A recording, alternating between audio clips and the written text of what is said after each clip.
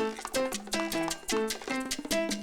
and the City won a Golden Globe for Best Comedy Series earlier this year, and I was lucky enough to meet with the writers to get the inside scoop, get a few ideas of new storylines, and how they come up with this stuff. Check it out.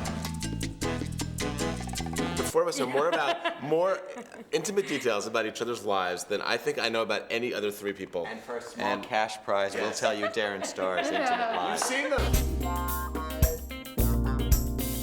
I've never had this much fun getting paid to do anything. Here's to us without men. Woo! Would you say a fair amount of your inspiration comes from your lives? Or do people ever come up to you in a bar and say, this happened to me? Have you ever used that for an episode? The great thing about the show is everyday experiences find their way onto the show. I mean, and being in New York, Queens, you know, you just see it every day. People like to tell us stuff. Especially when they feel like, okay, I'm not the freak. Apparently it happens to other people. Now I can talk about it. For instance, the diaphragm. I got a new diaphragm and it's stuck. My friend of mine was telling me that she went to dinner with her friends and they had a big laugh over that. And I came in the next day and I said, this we have to do. Go. And I just had my nails done. I knew somebody that was dating an older, much older, wealthy gentleman, and provided inspiration for Michael with the, when he wrote the story where Samantha dates the sax.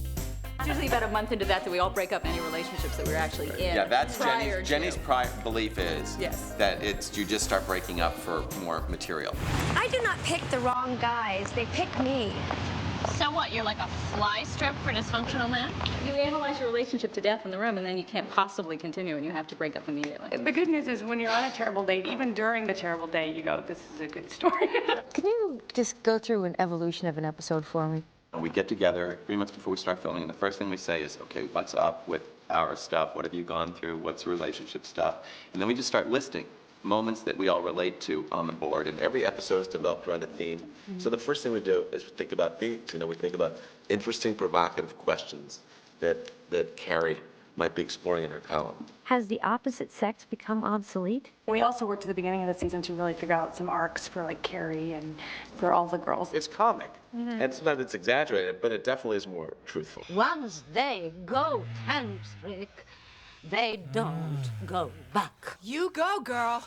And then we go through the realm of, is it real? He's gonna... What's funny? It was Jergens baby lotion in a spoon, plastic spoon by Travis, our prop man.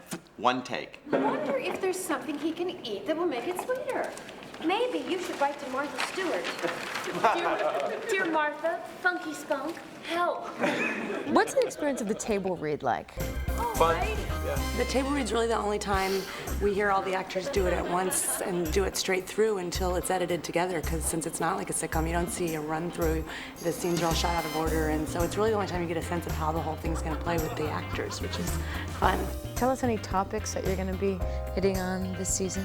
We're doing an episode about, can you have it all?